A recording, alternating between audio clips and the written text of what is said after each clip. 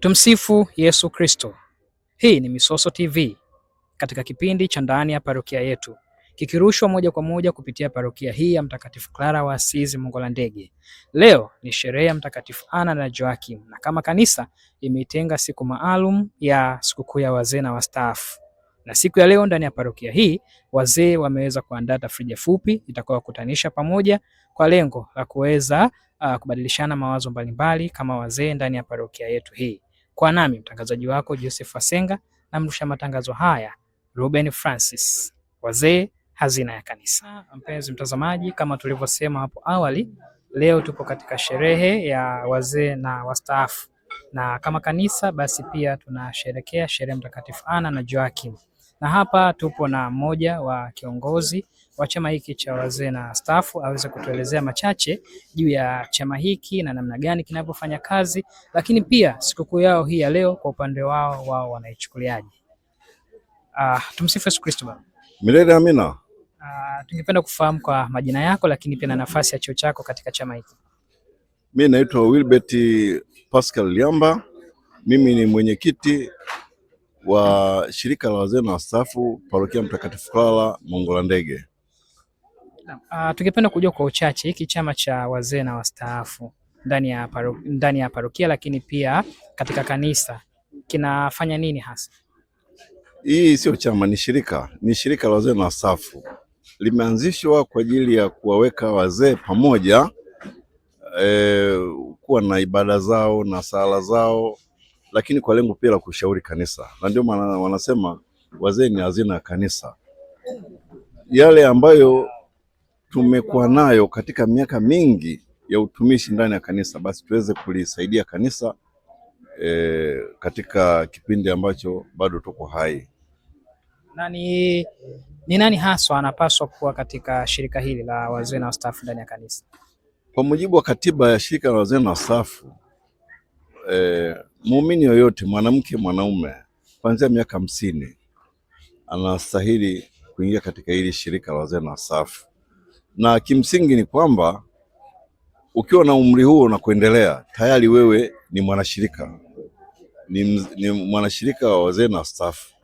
Kujitokeza na kupokelewa, hiyo huwa tunasema ni commitment. Kwamba sasa huyu mtu amejitoa rasmi kwa ajili ya kulitumikia shirika. Na umesema kwamba shirika hili kazi yake kubwa ni kushauri, lakini pia tunasema kusimamia kanisa.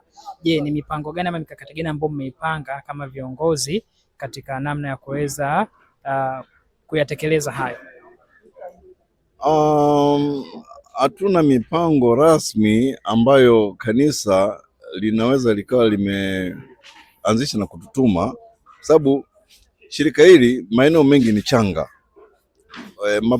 Parokia nyingi bado halijatangazwa na pengine hata kupokelewa, na hata ukizingatia kwamba watu wengi pia hawakubali kama ni wazee. Kwa hiyo unaweza kukuta hata parokia zingine hakuna mtu aliyejitokeza katika shirika anasema mimi sio mzee. Kwa hiyo waliojitokeza ni wale ambao wamepata ujasiri wa kusema kwamba nakubali hali yangu halisi iliyopo, na ndio maana amejitokeza kwamba mimi nitakuwa ni mwanashirika niweze kufanya shughuli za shirika. Sasa ni namna gani sasa mmepanga nyie kama viongozi kuwavutia hawa ambao bado hawajana ule utayari wa kuingia moja kwa moja katika shirika hili? Tunaendelea kuhamasisha, na sasa hivi uongozi wa jimbo una mpango wa kuandaa semina ya wakufunzi ambao watakuwa wanazunguka kwenye parokia mbalimbali katika jimbo letu la Dar es Salaam na nje ya jimbo, kuhamasisha wazee waweze kuingia kwa wingi katika hii shirika. Na lengo kubwa ni kuwakusanya wazee na kusali pamoja, kushauriana na kupeana matumaini. Ndio hasa lengo la hili shirika. Sasa ni wito gani unawaambia ama unawapa hawa waumini wa Mtakatifu Clara wa Asizi Mongolandege ili kuingia katika shirika hili? Kwa sababu tuko wazee wengi lakini waliojiunga ni wachache. Tunaendelea kuhamasisha na kuomba wale wote ambao wana miaka 50 na kuendelea, tunawakaribisha kwenye hii shirika ili tuwe wengi zaidi, na tunapokuwa wengi basi hata nguvu ya shirika inakuwepo mahali hapa. Labda kuna utaratibu wowote unaweza labda mtu yeye akitaka kujiunga ufate? Ni kujiunga tu, yani nikubali kwamba mimi niko tayari kuingia kwenye shirika, basi ni kauli yake tu. Ndio maana kama mwanzo nilivyosema, ni ile commitment kwamba mimi najitoa kuwa mwanashirika. Basi baada hapo atapata semina, mafunzo mbalimbali kuhusiana na hali ambayo anapaswa kuwa nayo akiwa ndani ya shirika. Labda ratiba zenu za kukutana katika sala na matukio mengine? Kwa utaratibu wa jimbo na kikatiba kwamba tunatakiwa tukutane kila Alhamisi kabla ya sala ya kuabudu, lakini katika parokia yetu huwa tunakutana wazee na wastaafu kila Jumatano ya kwanza ya mwezi saa 10 kamili kwa zile sala za wazee, lakini saa 11 kwa misa. Kwa hiyo tuna misa ya wazee na wastaafu kila Jumatano ya kwanza ya mwezi. Tunashukuru sana uongozi wa parokia pamoja na baba paroko ametukubali, anatubeba kwa kweli. Maana hata wakati mwingine tunapojisahau na tukumbusha kwamba Jumatano ijayo na Jumatano ya kwanza ya mwezi mnakumbuka, tunasema tunakumbuka. Hamasishaneni mje kwa wingi, basi tunajitokeza tunakuja kwa wingi. Tunashukuru sana kwa hilo, jambo ambalo parokia zingine haijafika. Kwa kwenye ni wazee tunasema ni hazina kubwa katika kanisa, na basi ni wito gani unaotoa kupitia malezi yenu kwa chama cha vijana? Kwa maana tunaamini tunasema vijana ndo kanisa la sasa na la kesho. Sisi tunaomba vijana kwamba wajitahidi sana kuwa katika kanisa, wajitahidi sana kuambatana na kanisa. Nashukuru sana kanisa linajitahidi sana kuwalea vijana tangu kwenye utoto mtakatifu, viwawa na kuendelea, kwamba unapokuwa kwenye kanisa au matukio ya kanisa huwezi kufanya mambo ya ovyo ovyo na ajabu. Kwa hiyo tunaasa vijana wazingatie malezi ya kanisa ili wakue vizuri kiroho, ili wanapofikia uzee wawe na uzoefu wa uzee, kwa sababu hata sisi tunaringa au tunajidai kwamba sisi ni hazina ya kanisa kwa sababu ya uzoefu wetu. Tulitenda mambo mazuri siku za nyuma, na ndio maana mpaka leo hii tunaendelea kutenda mambo mazuri.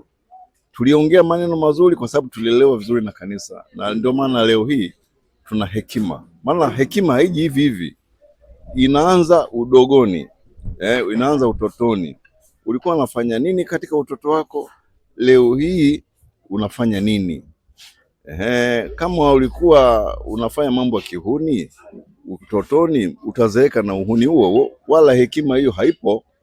Lakini ukiwa na busara, ukiwa na mtu wa kupatanisha, mtu wa kujenga, mtu wa kuelimisha, uzoefu huo sasa ukiongeza na uzoefu, ndio maana nasema uzee ni hazina. Kwa sababu utakuwa mzee anakuwa na mambo mengi ambayo anaweza kaelimisha vijana na kuisaidia kanisa. Nikushukuru sana kwa machache ambayo tumeweza kuongea, mzee wetu. Basi mimi nikutakie sikukuu njema leo, na pia nikualike kuendelea kufurahia tafrija. Asante sana, na wakati mwingine tukikuhitaji basi usisite kuweza kujumuika nasi. Asante sana, karibu sana. Amina sana. Amina.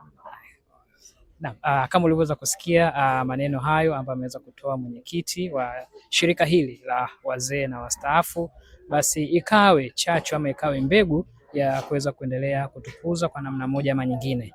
Nawe muumini ambaye tayari umeshafika umri wa miaka 50, ni wakati wako sasa kuweza kujiunga katika shirika hili, ili pia nawe uwe mmoja katika shirika hili la wazee na wastaafu, ili kuendelea basi kuonesha ile hazina yako ndani ya kanisa na ndani ya parokia hii ya Mtakatifu Clara wa Asizi Mongolandege, ikiwa inamaanisha ya kwamba unategemewa.